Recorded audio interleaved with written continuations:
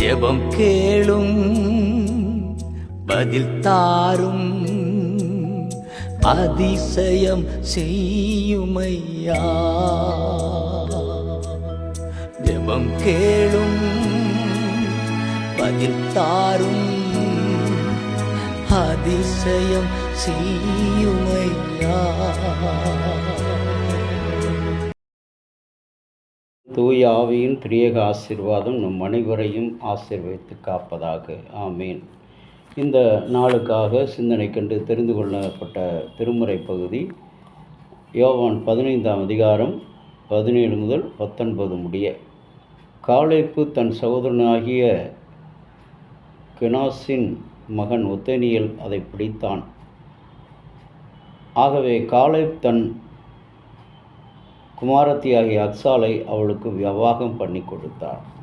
கிறிஸ்துவுக்குள் அருமையான இறை மக்களே, காலேப் என்ற ஒரு தேவ மனிதன் அந்த கீரியாத் செப்பேரை முறியடித்து பிடிக்கிறவனுக்கு என்னுடைய மகளை தருவேன் என்கின்றார். இன்றைக்கு உலகத்தில் எந்த ஒரு வேலையை எடுத்துக்கொண்டாலும் அதற்கு ஒரு தகுதி தேர்வு இன்றைக்கு அரசியலே நடைபெறுகிறது. இன்றைக்கு எந்த ஒரு பணியை எடுத்துக்கொண்டாலும் அதற்கான உடற்தேர்வு, அறிவு தேர்வு, எழுத்து தேர்வு நடைபெறுகிறது. ஆனால் இங்கே ஆண்டவருடைய பிள்ளைகளாகிய நமக்கென்று எதிர்காலத்தை நிர்ணயிக்கக்கூடிய அந்த திருமண உறவை ஒரு போட்டி மூலமாக ஒரு நாட்டை முறியடித்து அதை அடிமைப்படுத்தி கொண்டு வர வேண்டும். அவனுக்குத்தான் என் மகள் என்று காலேப்பின் மகள் அக்சாலை திருமணம் முடித்து கொடுக்கிற அந்த காட்சியை பார்க்கிறோம். இன்றைக்கு திருமணம் என்பது ஒரு அற்புதமான ஒரு காரியம், கடவுளுடைய ஆசீர்வாதமான உடன்படிக்கை. அந்த உடன்படிக்கையின்படி செய்வதற்கு ஈசாக்குக்கு ரெபெக்காளை கொள்ளும்போது பல பொன் நகைகளை கொடுத்தாள் என்று பார்க்கிறோம்.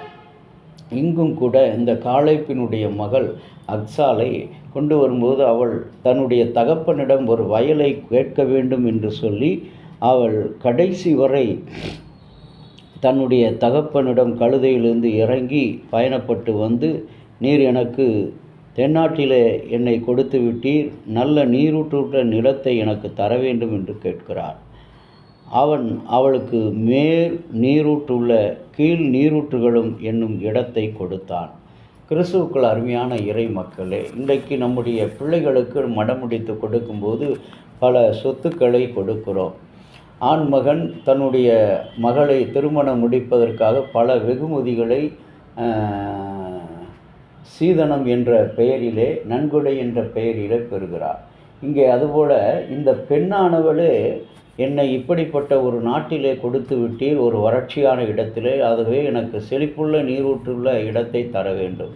இன்றைக்கு நம்முடைய வாழ்க்கை அநேக இடங்களில், நம்முடைய வேலை ஸ்தலங்களில் வறட்சியாக இருக்கிறோம், பணி ஸ்தலங்களில் வறட்சியாக இருக்கிறோம், பழகுகின்ற இடத்துல வறட்சி, குடும்பத்தில் வறட்சி, பிள்ளைகளிடத்தில் வறட்சி, பாலைவனமாக இருக்கிற நம்முடைய வாழ்க்கையை நீரூற்றாக நான் மாற்றுவேன், கொடுப்பேன் என்று காலேப்பின் வழியாக கர்த்தர் கொடுத்த அந்த வார்த்தை அவர் பயணங்களில், நம்முடைய வாழ்க்கை பயணத்தில் பாதுகாக்கிற ஒரு கடவுளாக இருக்கிறார்.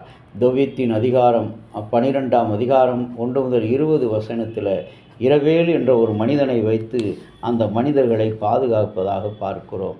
நல்ல மனிதன், நீதியான மனிதன் என்று அழகாக அவரை குறித்து சொல்லப்படுகிறது.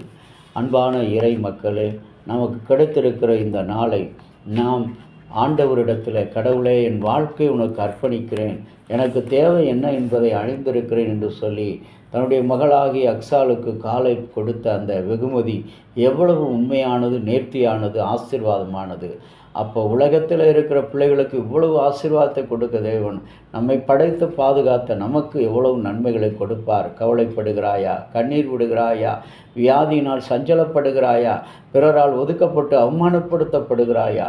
இன்றைக்கு எந்த நிலையில் இருந்தாலும் உன்னை வெறுக்காதபடி என்னை நேசிக்கிற என் தேவன் இன்றைக்கு நம்மை தேடி வந்திருக்கிறார். நாம் கண்களை மூடி இந்த சிந்தனையோடு ஆண்டவரை நோக்கி ஜெபம் செய்வோம். இரக்கமுள்ள பரலோக பிதாவே, உம்மை நன்றியோடு துதிக்கிறோம், ஸ்தோத்தரிக்கிறோம். இந்த நாளிலும் கூட நாங்கள் உம்முடைய சன்னிதானத்தில் வருவதற்கு தகுதி உள்ளவர்கள் அல்ல. ஆனாலும் நீ சொல்லுகிற அந்த ஒரு வார்த்தைக்காக நாங்கள் நிற்கிறோம். எங்கள் மீது அன்பு வைத்து எங்களை நேசித்து எங்களுடைய தேவையை அதனதன் காலத்திலே செய்கிறவர். இந்த நாளிலும் ஆண்டவரே, காலேப்பினுடைய மகள் அக்சாலுக்கு நீ கொடுத்த அந்த நல்ல வாழ்வை, அந்த நல்ல செல்வாக்கை நினைத்து நன்றி. அதுபோல் ஆசீர்வாதத்தினால் எங்களை நிரப்பும். இறைமகன் இயேசுவின் நாமத்தில் வேண்டுகிறோம் நல்ல பிதாவே, ஆமேன். தந்தையாகிய கடவுளின் அன்பும் மைந்தராகிய இயேசுவினுடைய அருளும் பரிசுத்த ஆவியின் நல்ல உரம் பாதுகாப்பும் உங்கள் அனைவரோடு கூட இருப்பதாக. ஆமேன்.